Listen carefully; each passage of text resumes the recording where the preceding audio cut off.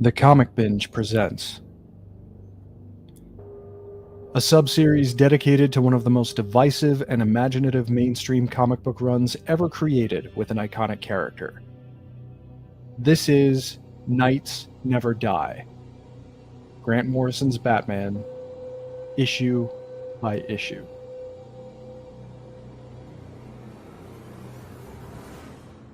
We're still in Act 1 of our journey, Knight versus Glove, but we're inching closer to Act 2, Refusing to Rot. Stay tuned. But for now, we're focused on not that issue. It is that issue, but that was a previously erroneous header image that had the wrong issue number. So what you're actually looking for is this one, Batman Volume 1, number 668. This is part 2 of a 3-part story featuring the Island of Mister Mayhew. And the issue is called Now We Are Dead. Welcome back, everybody, to Knights Never Die. I am Comic Binge co-host Chris Clow, thrilled to bring another episode of this sub-series back to you to dive into the Grant Morrison Batman saga. This issue is a bit of a continuation from what we saw last time, but I think the thing that really gets to me about this one in particular is just mastery of pacing. And we'll talk about that shortly. Tonight, I'm joined once more by my partner in crime fighting, from the Flash Up to Speed with Wally West and reviewer extraordinaire at Batman on Film, podcaster multiple places, including the 007 Files, Mr. Javi Trujillo. Javi, how are you doing, sir? I am all right, man. I'm walking on both sides of the fence. I've got a Daredevil hat, Batman shirt, and just finished watching the last 2 Daredevil Born Agains, and I did too. Still thinking about Val Kilmer. So yeah, I think a lot of us are. Well, I did want to ask you before I introduce the next member of this panel. You are, I think, currently working through my 2023 Game of the Year. How's that going for you? Slow. Well, I say slowly, but that's only because I'm trying to find everything as I go. Mm-hmm. But I'm a little mad at myself that I waited this long to get around to it, because I'm having just so much fun. And it's one of those things too, where it's like I want to make the right choices and I want to say the right things, but it's we're talking about RoboCop Rogue City.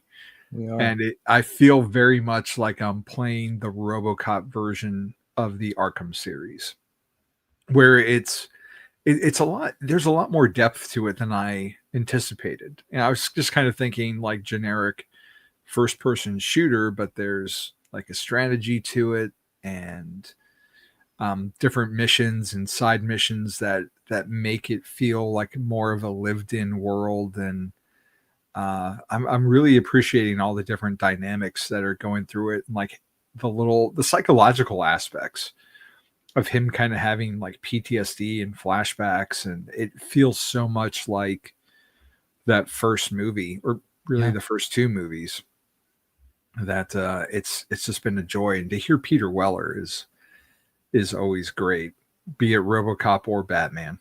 So yep, exactly. I'm glad you got around to it. I tried to relay to you how much I enjoyed it, because RoboCop is probably one of my favorite movies ever. Oh yeah, me too. It's smart. It's a smart movie that pretends really effectively to be as dumb as a rock. And I love that about it. And it has something important to say about human nature, about the tenuousness of certain institutions, and of what defines self. It's a really existential movie, which I've always really loved. And the game pushes a lot of those themes forward. So glad you're enjoying it. Like on the surface, it should be a B movie. Cop gets killed, becomes a cyborg. Like it should be cheesy, and there are definitely iterations that are Sure not as well thought out or developed as the original movie. But I mean, there's a reason it's a classic, and then it spawned all this stuff, and we're still talking about it to this day. Absolutely. So yeah. Well said. Well, we're also pleased to be joined by the founding father of the Comic Bin, regardless of what he tells you, Mr. Paul Herman. How are you doing, my friend? I'm doing well. I didn't know this was a RoboCop podcast.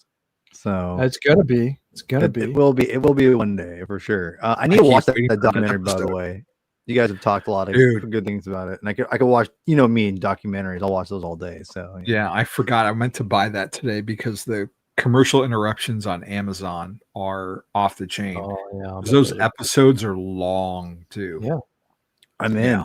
I'll wait it out. I don't even care. So it's so cool in the sense that it just like it goes through like the entirety of the movie and just breaks everything down very exhaustively, but it's really satisfying and interesting too. Like sometimes you're talking about the making of a movie, it can be kind of by the numbers, but I mean, they were really flying by the seat of their pants, to take a parlance from George Lucas. And it just seemed like there were so many elements that could and often did go wrong, whether you're talking about effects or needing to feed Robo a cookie, or you know, a whole variety of things. But it is a fascinating documentary. So if you haven't seen RoboDoc, highly recommended. Especially if you're a RoboCop fan. So yeah, I'm excited. It's gonna be, it's crazy because like this month I was trying to figure out what I was gonna do for like a bunch of episodes. I've been not as organized as I want to be, and things have come together a little bit. So and we're getting closer and closer to Superman. So our Superman coverage is like getting deeper and deeper. You know, so it's been it's been fun. Got an FF. Got another FF binge with Curtis next month. The Mark Miller and Brian Hitch Fantastic Four run. Remember that one? Oh yeah, I do. I remember selling that one. Yeah. What was that, Javi? I said no. I don't. I pieced out after Mark Waid. So it's interesting. I read it when it was coming out. I read Fantastic Four pretty much all the way till Fraction took over the main title, then I was out because it was so bad. They promoted the hell out of Miller, and they did. I remember that very well. And even some of the things that like he talked about wanting to do, it all came back to me as I was reading the book. I was like, oh yeah, I remember he literally said this, like he wanted to do this. And it was like one of the lines in the comics. So anyway, I'll say it for the show. I'm excited to talk about Batman in this issue. So we'll refocus a little bit. So today we are going to be diving into Batman Volume 1, number 668, released on August 22nd of 2007 with a cover date of September. So the title at this point was still playing catch up from a series of delays that stemmed from several months beforehand, but it's close to being back on track in its scheduling by this point. This is just a couple of weeks after 667 hit the stands. So people got a pretty big heap and helping of the Island of Mister Mayhew in the month of August this year. And the issue, of course, was written by Grant Morrison, and we are now graced for a second time by the artistic team of penciler and inker J.H. Williams III, with colors by Dave Stewart. The artwork in the issue, as was the case last time, remains truly extraordinary in both its renderings, but as we'll talk about, and as you can clearly see with this page that's been put on the screen right now, Williams' trademark, unique, and diverse layouts that you still, I don't think it's really easy to lose track of where you're supposed to look either. I actually think he's really good at tracking where the progression is supposed to be in terms of how you absorb the pages.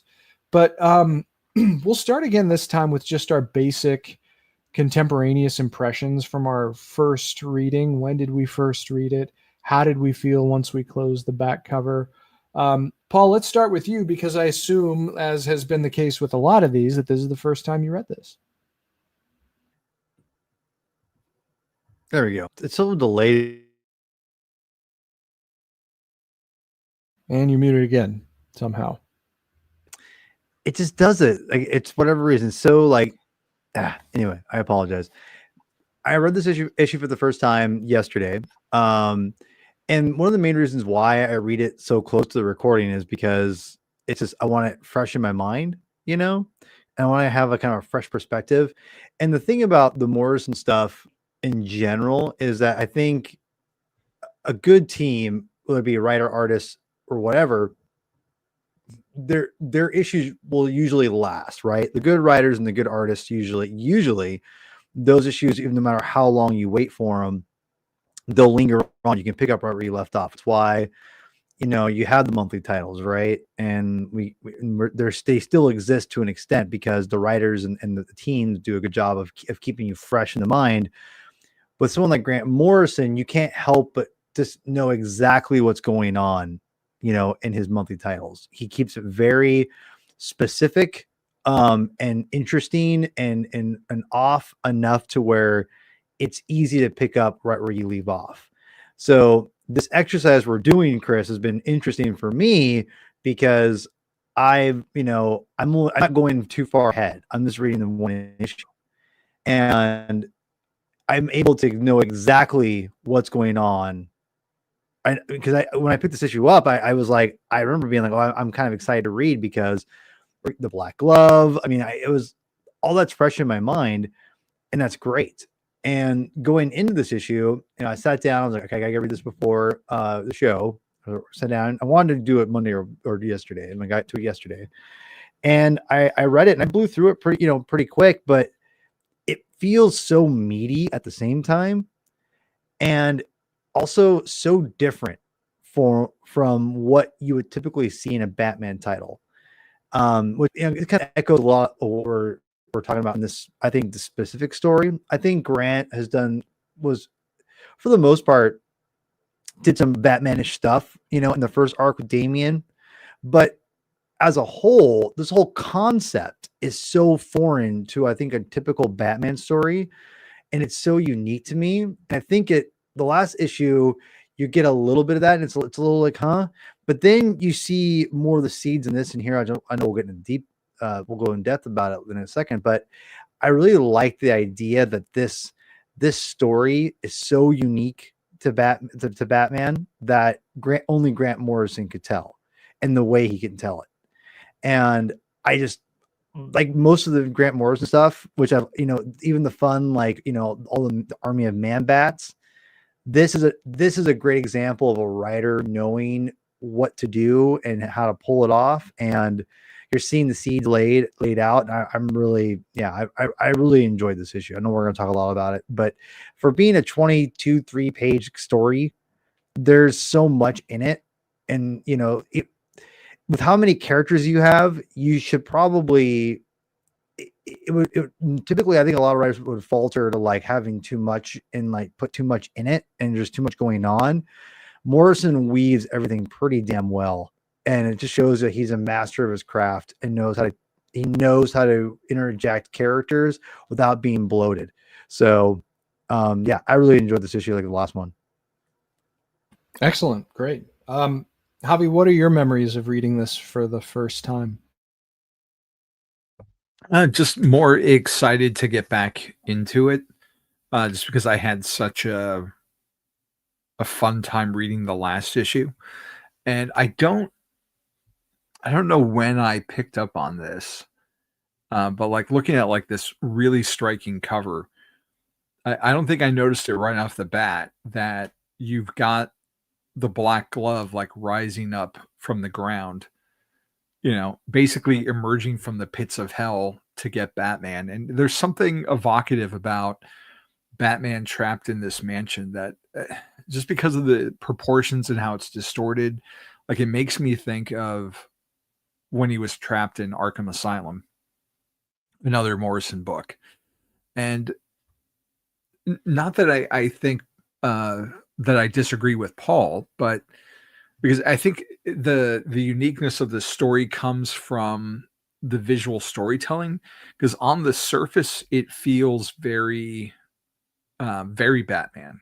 It's like on the surface level, it's your standard murder mystery trope.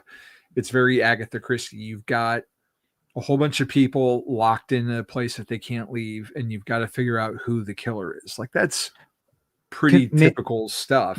But may I interject though, really quick? The reason why I think that you're right there, but that to me is like, that's standard stuff, right? Yeah. I think that what he's doing, the fact that Batman's in like a random, like bunch of C-list superheroes and in the background of everything, and all of that is unique, because usually Batman's with heavy hitters like the Justice League, or he's leading like the Outsiders or something like that, right? They're their own ragtag kind of a C-lister team, but there's a little more. There's still like, he kind of fell into that, whereas this is all established. And I think that there's history there. And there's this Batman is more of like, what's the word I'm looking for? He's not the main, he's not really the main character, but he's the main theme of the story.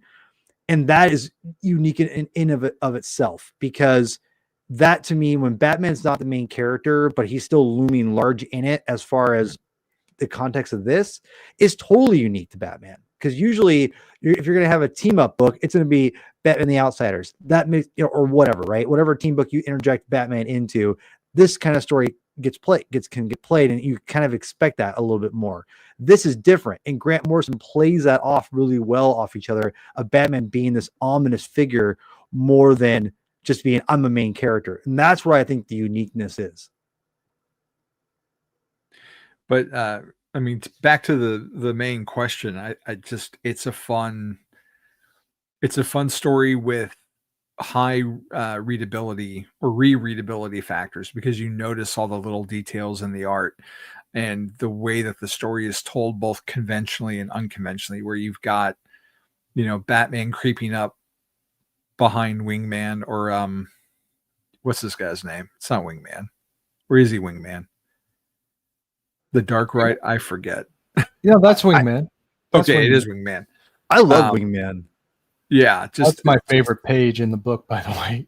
But yeah, anyway, I'm sorry. Yeah, I mean, you've got like that fun mix again of like the classic looking 50s style comic art, and then you jump to something that's just, Williams unhinged in how he does these layouts and plays with the boundaries of everything. And it speaks to, the power of the black glove and how their reach is getting in everything and turning Batman's world, a kilter. And it hits on so many different layers. And at the end of the day, though, it's fun because it's still Batman at his peak. And we'll see that at the end when we get to it, that, this is a man that's in control. And even though it seems like the odds are insurmountable, like he's not even worried about it.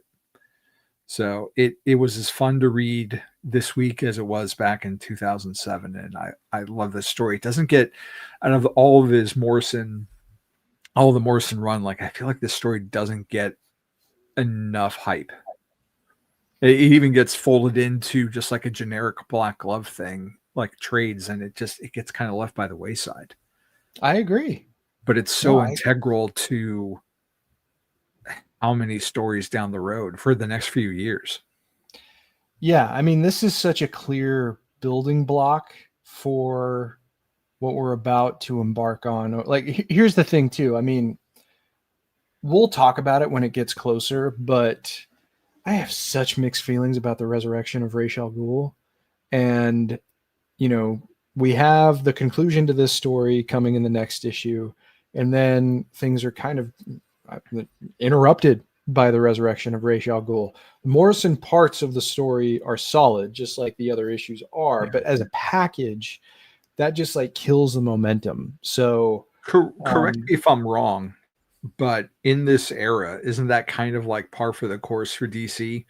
At least when it comes to some of the bigger titles, because I feel like you could say the same thing about Superman and Action Comics right now, where we relaunched from 52, not New 52, just 52, the series, with this 1 year later jump. And while we had Up and Away, which may be coming soon, like what Busiek was doing and what Johns were doing were very plagued by delays and fill-in stories, and you really lost track of the plot because of all the different things that were going on behind the scenes. I feel And like in Ra's al Ghul feels like their Batman's version of that, where it kind of killed the momentum to do a crossover. I feel like there were just too many issues in Resurrection. Yeah. If it was like half as long, I think the momentum could have easily been maintained. But because it was 8 and it still had a couple of other tie-ins on top of that, there was just too much going on. There were too many characters to serve. And with the Superman line, it felt, at least to me, it felt more focused, especially by the time you got to New Krypton, where they were working out of like effectively a writer's room. You could argue that that's it's like a pitfall of New Krypton, that they were all so focused on a single Northern Star. And at this time, you didn't really get Batman crossovers quite like that for a while. It had been a while since we had had one, and then it was going to be a few years more before we did it again, because the titles did so many different things. Like I think that was like one of those early Rebirth crossovers with the Monster Squad, Night of the Monster Men. Like Yeah. same sort of thing, where it went bounced through all of the titles. At least with Resurrection, things were a little bit more focused, but it was just too many issues. And I don't think there were too many Superman stories from the Johns Busiek tandem that went on. I just remember like Camelot Falls got interrupted a lot. It did, and that was Carlos Pacheco. With Donner and Johns doing their General Zod and Chris story. That had sure. But here's the thing too, with Johns and Donner on action, you had Adam Kubert, who, you know, I think is generally worth the wait, but it did slow the momentum down for those stories a lot. And then you had Pacheco on Superman for Camelot Falls, and his work is just impeccable. You know, God rest his soul. But there's a reason there's a deluxe of that story. Yeah, most definitely, which I have on my shelf, and I marvel at the pages. Pages forever. So good. Yeah. Resurrection, though, you know, there wasn't. You couldn't rely on that as much with because it was like fill-in artists on Detective. You had Tony Daniels start on Batman, which we'll talk about, of course, when we dive into the 2 parts that we will do. What I think we're going to do is just focus strictly on the Morrison parts, because I don't really have a lot of inclination to revisit the entire crossover. In the omnibus volume does a pretty decent job of recapping the stuff that Morrison didn't write, so we'll just stick with that. And it doesn't seem like it impacts where we're going with this story. Not at all. Yeah. Really to speak of. But with this story, the first time I read this issue, I just remember being really like deeply unsettled by it. I had not been very, let's say, acquainted with the depths of darkness that Morrison could reach when wanting to reach it. And, you know, it's not like the content was shocking to me or anything, but there was like, in addition to the rather high level of violence that's on display here, there is a deeply seated, unsettling nature that runs throughout the entirety of the issue. And that was the thing that was more distressing to me the first time I read it, I remember. But it made it more engaging too. You know, it was a pretty grim kind of detective story. Yeah, the Agatha Christie comparisons are certainly there, but there's a darkness here that is appropriately injected by Batman's presence. And that I just love this issue a lot, because it effectively establishes the threat that is represented by the Black Glove. But it also is this really, as dark and as eerie as it gets, it is fun to see how these characters interact and how they are trying to come together to solve a problem. And Batman has a lot of sympathy for them too. You know, like Robin kind of talks down to them in a lot of respects, at least, I mean, not to their faces, but to Batman. And Batman comes to their defense. And that's something that I think is also indicative of this post-Infinite Crisis era Batman, who is not necessarily kinder and gentler, but he's not as much of a dick as he used to be. And those boots, by the way, that William, like, I like those more than the Hush boots. Like I know some people just like throw their hands up when it comes to seeing the symbol on the boots, but that is clever to actually, like, Pete Vera, I hope, loves those boots because it's not a yellow oval, but the oval is still there.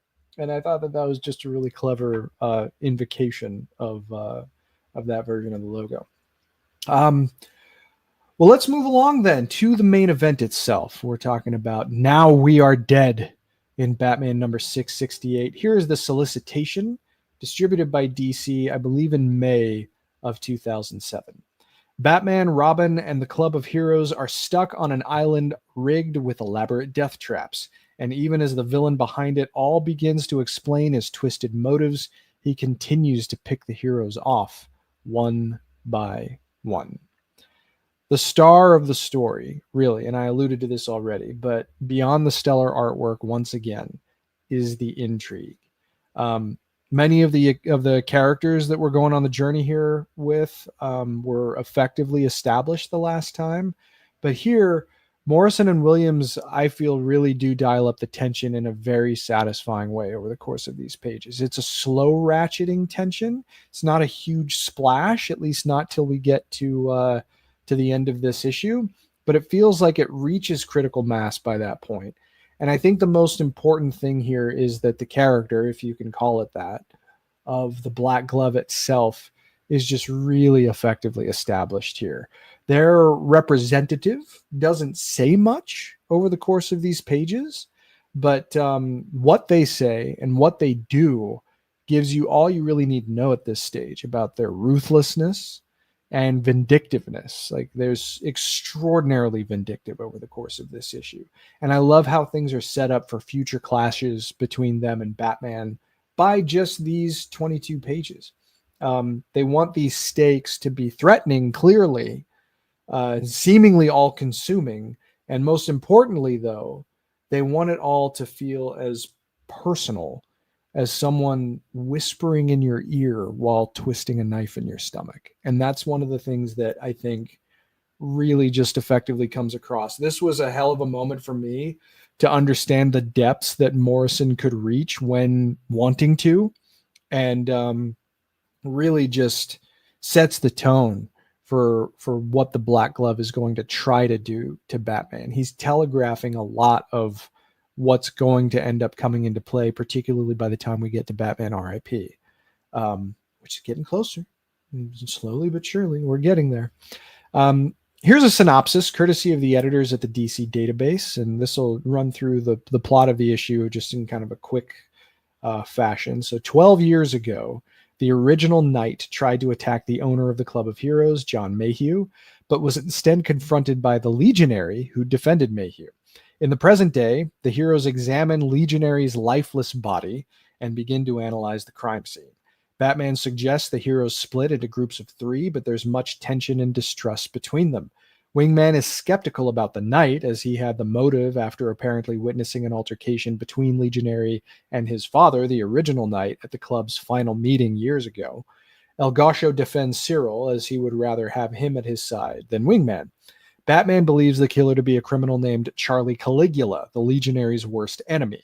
He notices chicken grease smeared on one of the video monitors where Legionary died, deducing that it's the room where the killer recorded his message. The groups reconvene and find a disoriented Knight who claims he was attacked and forced to swallow an object. That object turns out to be a bomb, which he must regurgitate. The heroes remark that this gruesome death is also the way Knight's father was murdered by his arch-nemesis, Spring-Heeled Jack. Leaving the library, the group is caught by a trap. Robot Knights armed with machine guns. This threat, seemingly devised by El Gacho's enemy El Sombrero, the death trap designer. The trap separates the group, and Robin and Squire are forced to flee back into the library, while Dark Ranger, Gacho, Batman, and Musketeer attempt to get back to them. Robin uses the time to re-examine the crime scene once more, and he and Squire find a hidden staircase inside the library. At the bottom of the staircase, they're shocked to find Raven Red. While waiting for Dark Ranger to cut through the sealed steel door with his plasma pulse gun, Musketeer is almost killed by a poisonous robotic blue scorpion, a trademark of Scorpiana, one of El Gasho's foes. When they reach the other side, they find Wingman dead, which barely does it justice when you actually see the page about what actually happened to him. The voice of the Black Glove taunts them, and it appears that the forces of evil are indeed winning this battle. Not only does it look as though the Black Glove has enlisted the aid of all of the club's rogues gallery, but with Robin and the Squire cut off from the rest of the group, the Black Glove has their sidekicks held hostage as well. The final words you hear are that they have the sidekicks. So that is the issue in a nutshell. That doesn't do any justice to the reading experience whatsoever. So if you are following along, absolutely encourage you to read it, because yeah, a synopsis written by fans on the internet does absolutely nothing to absorb J.H. Williams III's artwork or Grant Morrison's words and dialogue and direction. So let's go deeper. Like I said earlier, personal and threatening conflict from the Black Glove here. And the issue really does make it feel that way, not just for Batman either. Guys, what are your overall thoughts about the issue, especially in terms of the story that's being told here? Paul, why don't you start us off?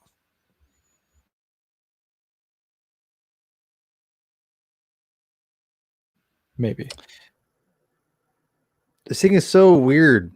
I swear. I need a new computer, I think, Chris. Yeah, for me, I'm kick myself butt for not knowing what these are called. The little dots. It's like it's due from like the old printer style. The comics had. Not Benoit. I always forget, and I have to look it up.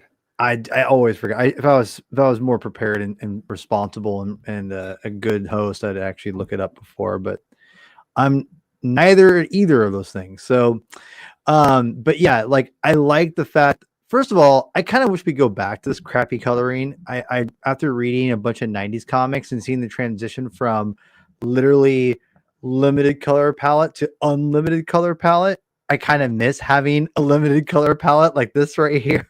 Like there's just something about it that there's like, I feel like it just makes superhero comics look brighter, Anyway, I liked the callback, like, and using this as a yeah, there you go. Thank you. I like having this as a flashback, and because it goes back to like the Black Case book, right, that we read, and going to that whole thing. So it's really cool to get that perspective. And if you could throw up Javi the page where is it the Squire or the knight who's like closing the door behind the Squire, that page is just, I love this, because kind of like we talked about the last issue, that you don't really need the panels, like a 6-panel grid for that, but to keep to the aesthetic of the old school model of comic books, and it just kind of breaks it up a little bit. It just looks great. You could just make it 2 panels right here, right? But the way because they broke it up in 6 panels, just has that real old school feel and that flashback kind of sense, and it really works in this, in my opinion. I know that they did this in the last issue too, that wasn't like a flashback, but I digress. I just love that picture of a knight closing the door. Like, it's just stuff like that, I think, is like that is a great 2-panel. I say I don't, it's 1 panel, but you get what I'm saying. But that top part is just, for some reason, I love it. And yeah, like this is a great example of, I think, Morrison like having so many characters in a book that he juggles it so well. And again, this is 22, 23 pages of story that Grant Morrison has, and he breaks it up so brilliantly. And again, I mean, it is easier to write, I think, a comic, in my opinion, probably with a team book than like a solo book, because there's so many different characters already in the book. It's like you naturally can get, go off of each other, et cetera, et cetera. But yeah, this flashback scene in the very beginning, I thought was just really brilliant and beautifully set up. And the whole old school callbacks, I love every single one of them. I wish we have more of them as regular features for comics. Excellent. Well said. Javi, how about you? And you just kind of play off what Paul was saying, like the flashback stuff. Like it's funny because like his art seems a little more stiff, if that makes sense, to kind of mirror the sensibilities of the time period. And what I really appreciate too about this storyline is like we talked about the Club of Heroes on the Black Casebook episode we did. But all the stories from that time period are very surface level. And that there's a lot of criticism from like about Silver Age DC stuff where the characters had no personality. It was all just power sets. And, you know, there's a lot of credit given to Stan Lee for making his superheroes characters versus DC were just, you know, costumes.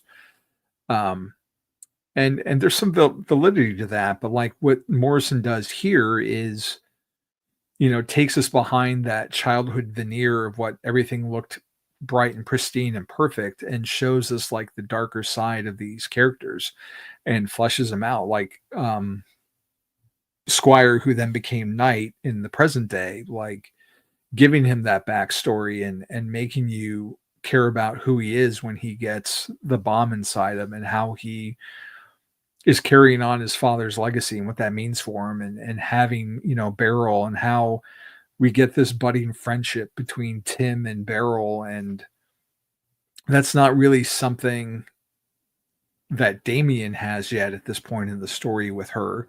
But it creates like a fun parallel, and Tim's not perfect either. Like you pointed out, Chris, like he kind of looks down on everybody, like, you know, which is funny because Tim was someone who got picked on a little bit for being like the nerdy guy in high school, and to see him be a little more elite here. It's not against his character per se, but like it shows where he is in his time with Robin, which is also, you feel like maybe there's something going on with him because of just having Damien come and trying to usurp his position and, you know, thoroughly kicked his ass in the Batcave. Like he is trying to, you know, assert his place still as Robin before he loses it, basically. But just having all these different characters and their interactions and making them characters and not just cardboard cutouts, and giving everybody a personality, and to do it all in the 22 pages that they're given. I mean, it's an extraordinarily fun comic that you just don't get enough of, you know, in modern day. There's so much to chew on, and we said before, just to go back and look at time and time again. I mean, when I got to this particular layout, when I was rereading it, just trying to decipher, like reading it just page 1 and page 2, but then trying to step back and look at the big picture of how the glove is taking Wingman, and I mean, I mean, just look at it, you know, to have the old school style art, but with the horror of the present day, it's a great juxtaposition. Yeah, well said. I mean, I can't laud these layouts enough. I really do feel like they get. Oh, that's an interesting question. I think Robin 175 was actually about 10 months after this, because that was a 175, the end of Robin. Might have been because it was an RIP tie-in. Yeah, and so this was around before the that. time that was going to be coming clear. So this would have been, yeah, around 165, 66, somewhere in there, I think. I think Freddie Williams and Adam Beechin were the ones that were on Rob. I actually really like that Robin run. I enjoyed it quite a bit.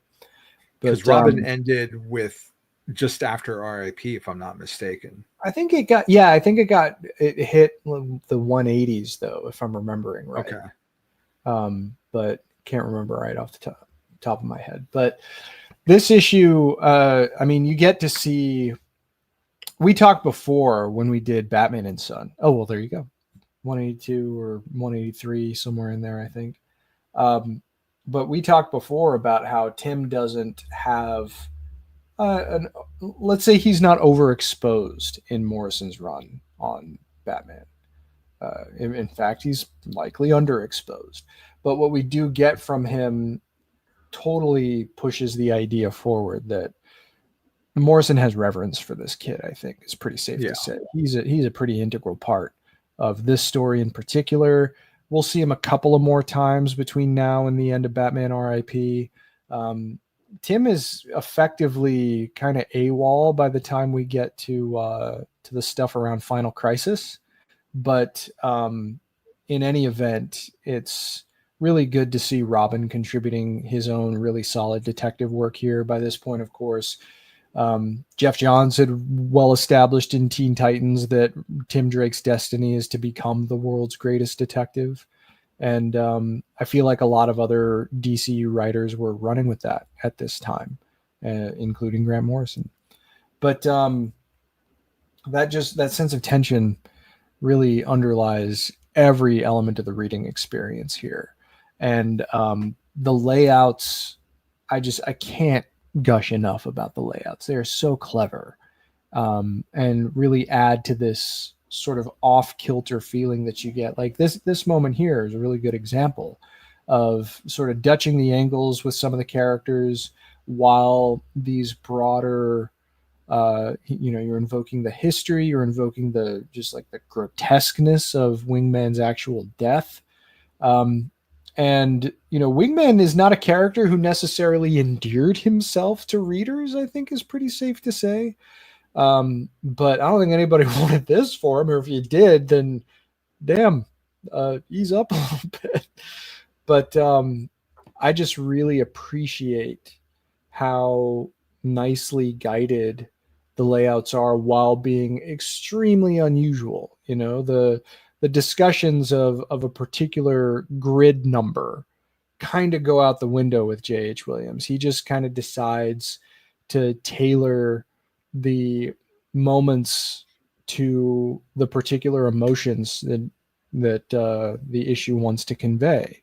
And it moves outside of traditional comic book layouts in a lot of cases. And it's one of the things that we talked about before is clearly going to be a hallmark of his work on Batwoman, whether in Detective or in the main solo title that he helped launch with the New 52. And I just absolutely cannot say enough about how beautiful the layouts are, but just also the definition on the characters. His pencils and his inks do a really good job of giving a really like three-dimensional sense of, well, dimension. The pages really do feel, they don't feel static, and they don't feel like 2D images in a lot of cases. There's such a dynamism here that it really does the medium justice. And that's one of the reasons why I was particularly interested for you to read these issues, Paul, because as much as we talk about the effectiveness of writing, I mean, the visual element is not something that should be overlooked. And it never is with J.H. Williams III, as far as I'm concerned. But you had to have had some feeling. I'm sure you're developing feelings on just the way these pages are laid out, because they don't follow anything really resembling traditional layout. This is more befitting of like an experimental indie book than an issue of Batman. Yeah, I mean, first of all, I want to say just because it's independent doesn't mean it's experimental either, right? Like, I mean, it's a qualifier, an experimental indie book. Yeah, I mean, indie book. Yeah. Right. No, I get what you're saying. Yeah, no, the layouts were, and now, mind you, I haven't read it in a long time, but I was reading Batwoman when it came out initially. Like, I read the first, I want to say at least like the first Batwoman run, because I remember being like bummed out when I was reading it when it was coming out, and all of a sudden her arc ended, and I was like, where the hell is Batwoman? I was like, what the hell? So I think the artist changed. I think Williams III wasn't doing it anymore after that first initial arc, and I was like, and I kind of petered out after that, if I'm not mistaken. But either way, he stayed on with it till like at least 16 or 17 when it was Batwoman. It started as Detective with Rucka. Then when it was done in Detective, they launched Batwoman. and then Rucka left, and I think Williams was writing or at He least was writing and drawing. plotting and drawing. Hayden Blackman was a co-writer with him on Batwoman, at least initially. But what I'm saying is, like, on his original run with Rucka Batwoman, I read that initial arc because she's not in it like after the initial arc or like whatever 6, 7, whatever issues it is. Batman comes back or it's whatever. But I remember really liking it because Rucka's great, but the visuals were obviously fantastic. Yeah, I mean, I think we talk about the medium of comics being so diverse, and again, the comic binge exists because comics are marginalized for the medium of what it is. And I could go on for a long time of why it's marginalized, but as a medium. But I think as we show in so many different ways in all these shows we do, guys, is that the way of storytelling in comics is so unique and diverse that in just so many different avenues to go down and do. And so what's the word? Not diverse, but flexible. What's the thing? I can't think of the word I'm thinking of here.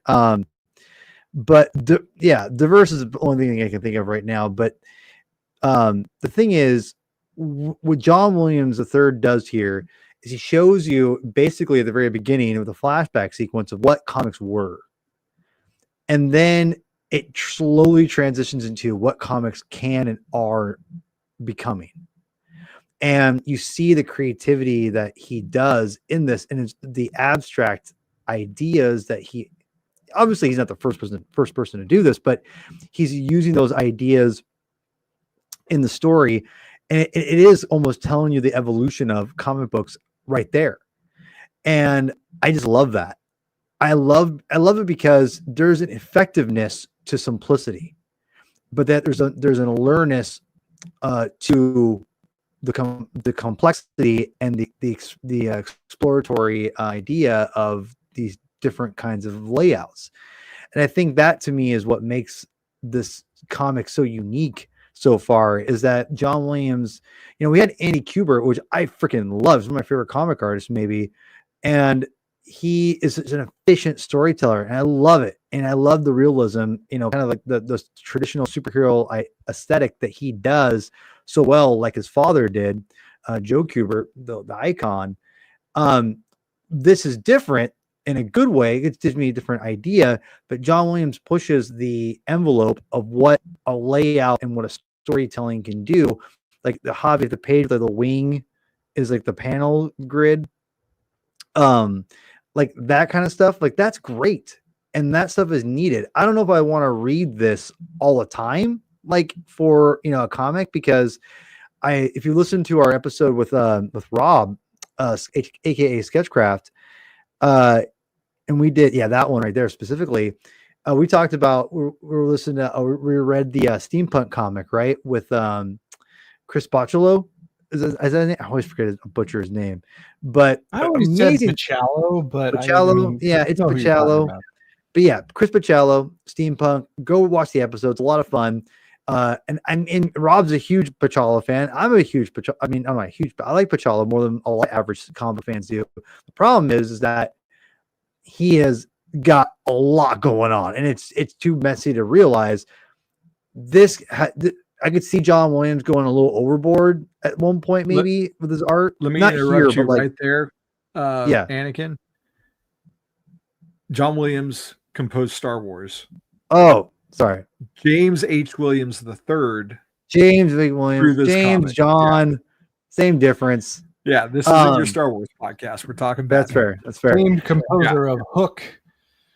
Yeah. Hey, I love Hook. I love it. No, but like the thing is, Williams, you could see what he needs. I mean, not he, but like it shows you the constraints. Pulling yourself in and just doing a little bit like this goes a long way. And I think it's really important to do the simplicity with the complex and marrying them together. I'm a big believer. I'm a big Thanos as far as everything in life. It feels like I'm all about balance. And this is a great book. What I'm trying to say is a great example of that. It's a great balance of the the artfulness of the layout being creative and also simplistic, and I think the effectiveness of both.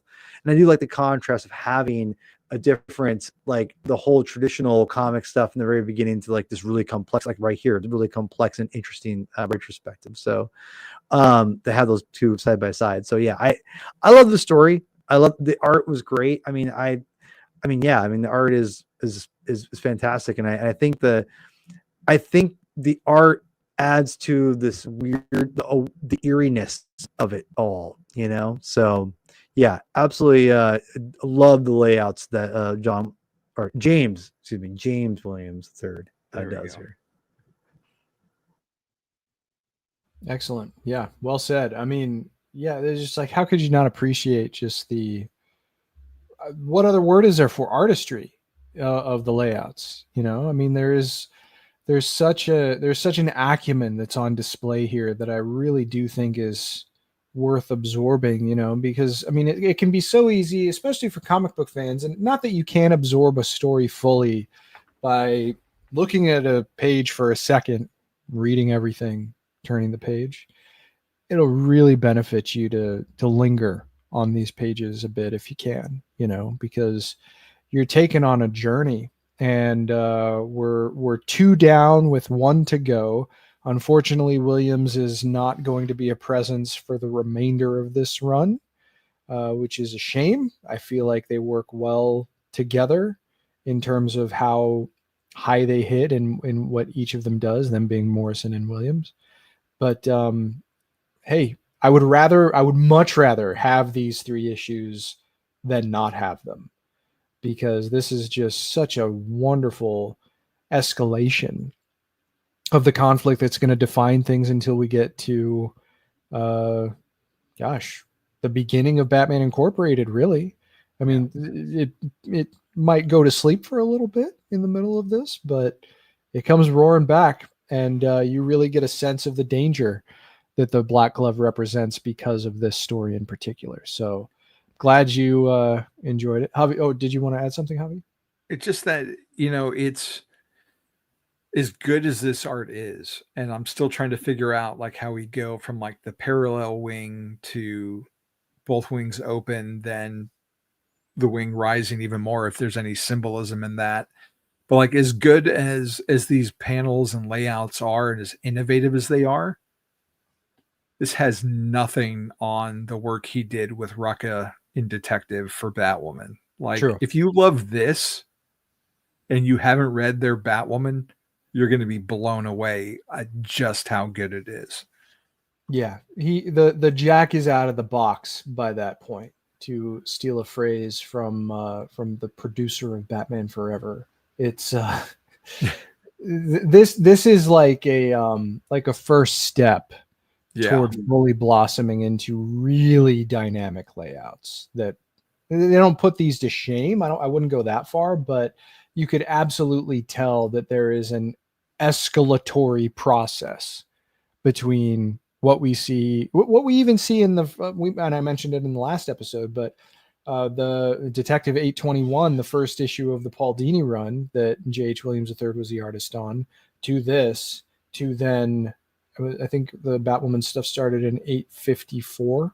So absolutely wonderful to watch unfold. Do you guys feel like the pages are more defined by the pencils or the layouts, or do you think that they're pretty complementary? Open season. Who wants to take that?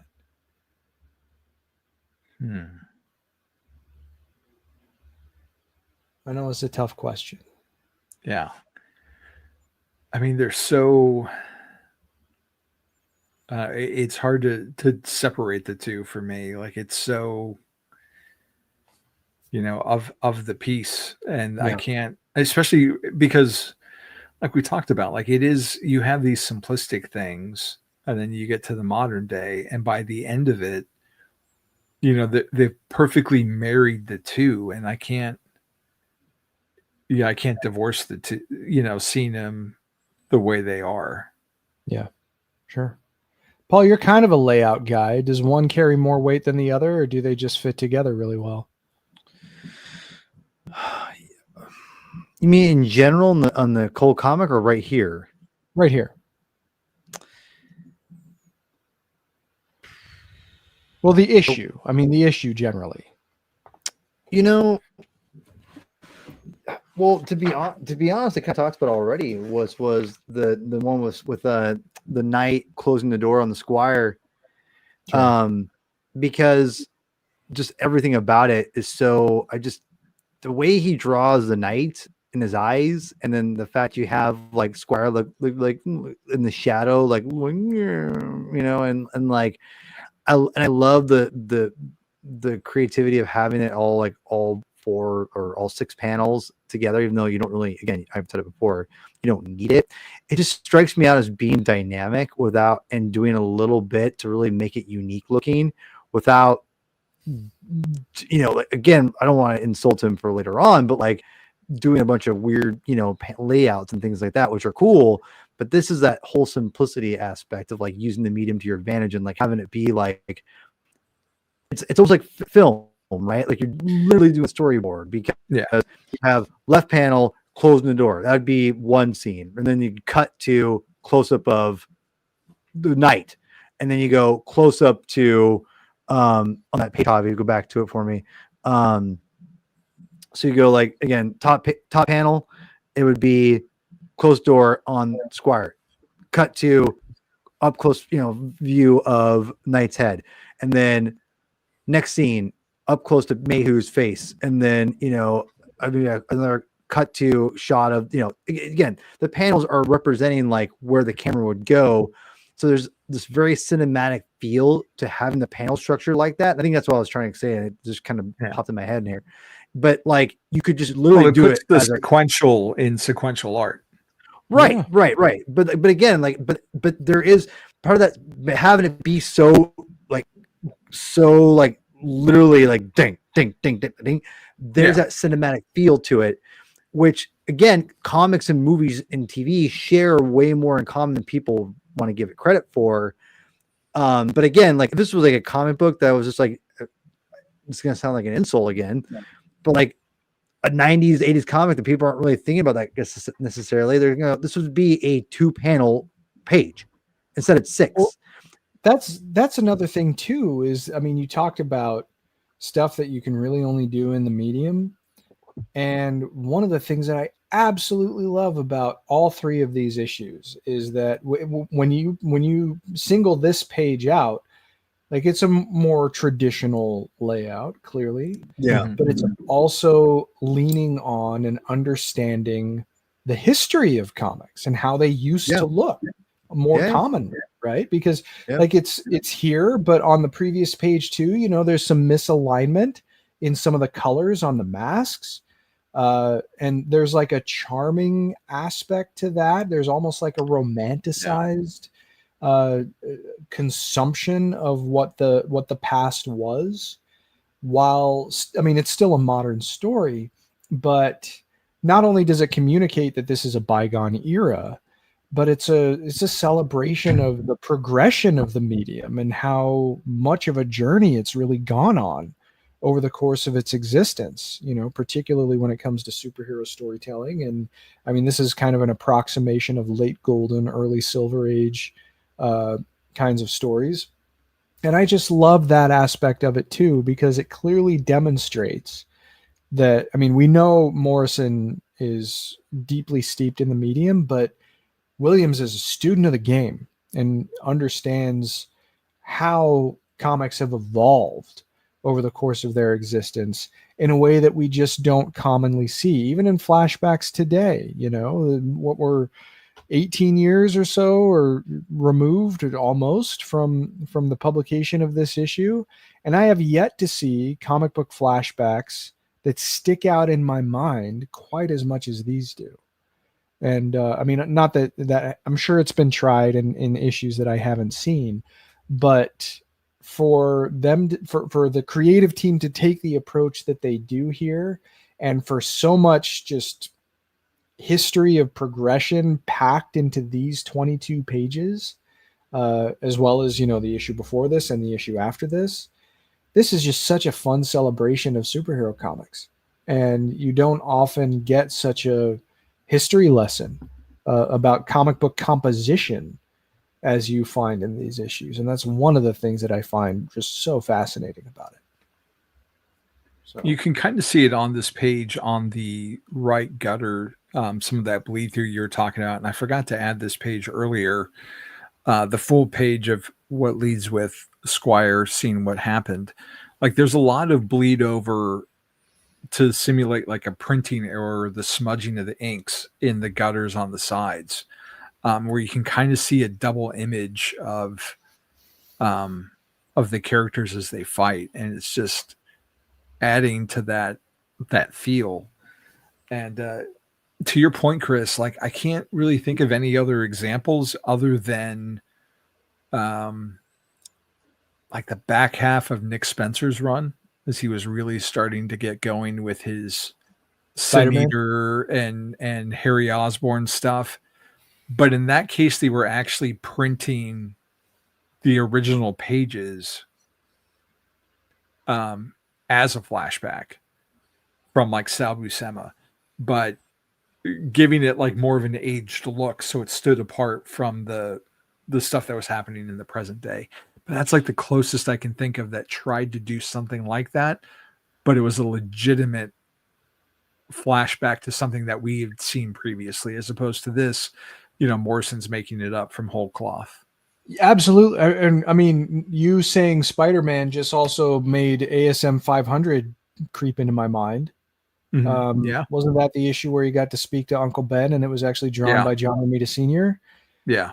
And that was great too, but that's also like, why does it look like a Spider-Man comic from the 70s? Well, because it's the same artist. Here, it's not the same thing.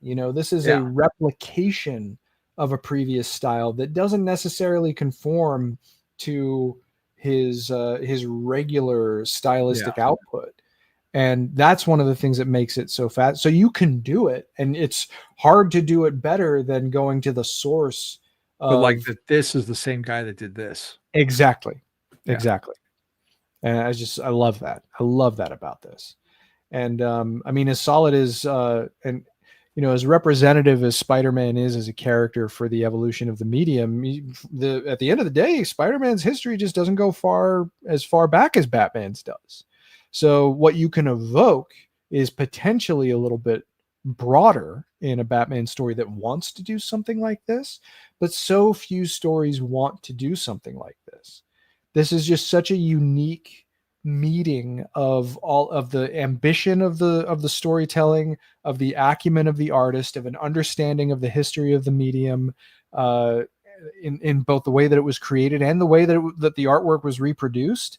Like there's so much understanding of comics that are just packed into these issues, and it makes it such a unique and fun journey to go on. So just wanted to say that. But we are a little over time already. We could probably keep going if we wanted to, but in consideration of everybody's time, let's start to wind this down. So we typically touch on critical reception of the time for when these issues came out. Unfortunately, this issue did not seem to be reviewed by Rock over at Comic Book Revolution, a regular fixture of this segment of Knights Never Die. Doesn't mean he didn't review it. It's just not on the website anymore based on my looking around for it. In a change of pace, IGN actually only ran one review of this issue instead of two dueling reviews or even three reviews of the same issue. Dan Phillips rated this one as a check it, which is a little softer than his last take on the previous issue, but he said, "This is such a straightforward take on the Christie formula that such a cliched resolution / reveal would be appropriate. At least Morrison has a lot of fun fleshing out each of these Batman ripoffs, which is quite funny at times. Let's just hope the resolution doesn't involve Alfred in the billiard room with a candlestick." It doesn't. So, spoiler alert. But I get what he's saying. I don't necessarily agree with it, and I don't think the review takes enough of what we talked about in terms of just like a confluence of so many different elements of comics into account. In the Batman on Film review by one Bill Jet Ramey, he said, quote, "Besides thinking that this story both sucks and rocks concurrently, I'm also dying to know what grande plan Morrison has in store because I'm convinced that he's got something big coming down the line. During his entire run, Grant's stories have seemed to be hodgepodge and unconnected to one another. However, methinks now that they were unrelated only on the surface, and at some point they're all going to come together in some big wow moment. Damian, that big-ass faux Batman murderer, the Joker's new smile, the events of Batman 666, the Club of Heroes, all of it's related. I just know it. But how and why are the questions. At any rate, the Island of Mister Mayhew concludes next month in Batman 669. We'll learn the fate of the kidnapped Robin and Squire, which members of the club will bite at next, and hopefully the identity of the Black Glove. Oh, if the big wow moment is Morrison killing off the Batman, I will never buy another comic from DC again.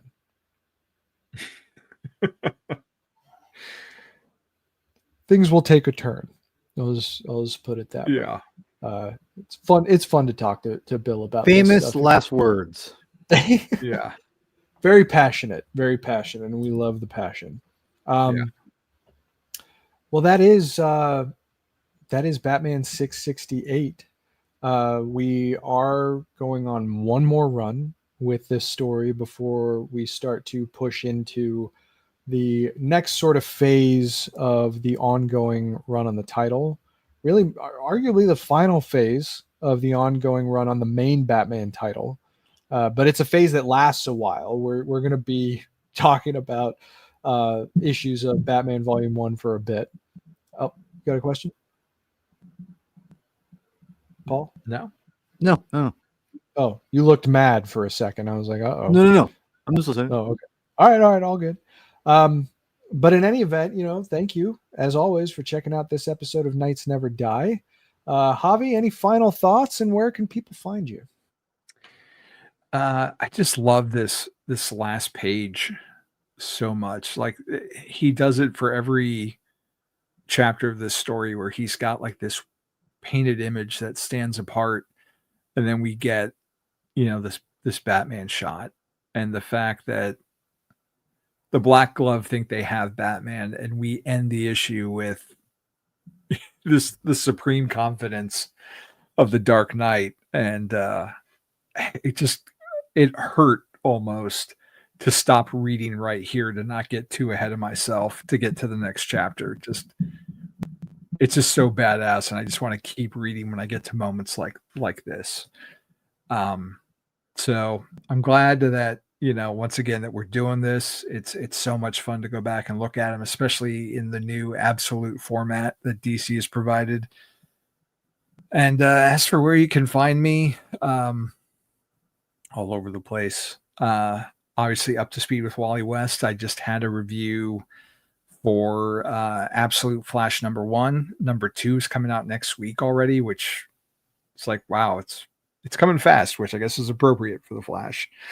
And 007 Files over on Apple and Spotify, and of course batmanonfilm.com. We're in the middle of a series right now for Batman Forever called Chapter by Chapter. We're halfway through the movie. It's going to be interesting to go from here now that Val Kilmer's recently passed, and curious how that's going to change the tenor of things. But we've been pretty positive about it, which has been a lot of fun to revisit those old memories. And I was recently on Anthony Desiato's Digging for Kryptonite, where we talked City of Tomorrow Volume 2. He is doing a series on the Loeb Kelly run.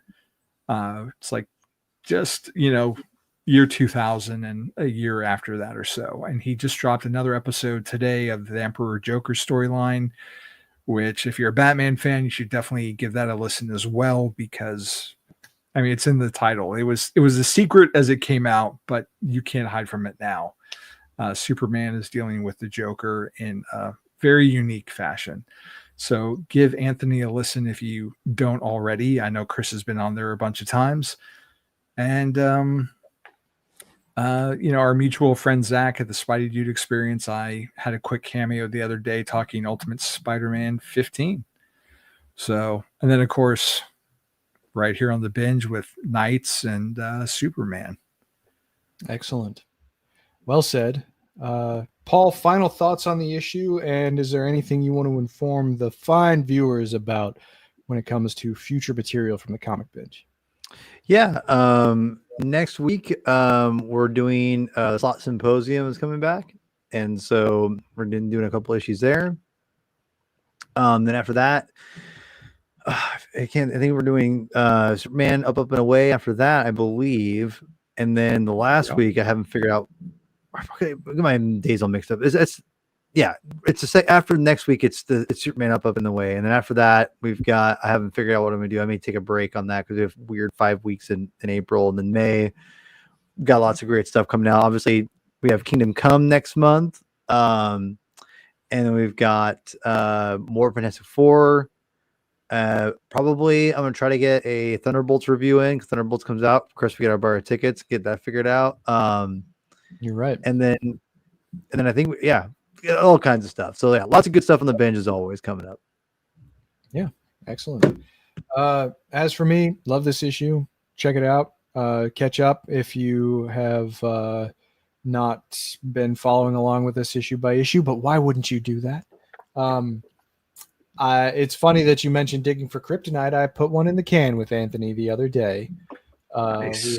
We had a really good time, primarily discussing just there are so many like fun things to talk about from that era of Superman, like the early 2000s. But we focused on What's So Funny About Truth, Justice, and the American Way by Joe Kelly. I can't wait to talk about that. The Ending Battle 8-issue story that Jeff Johns and Joe Kelly contributed to, which at least the end is actually quite necessary reading if you liked What's So Funny. And then the Superman versus the Elite film that is an adaptation of What's So Funny. Oh, bye, Paul. Oh, okay. Guess he had to go.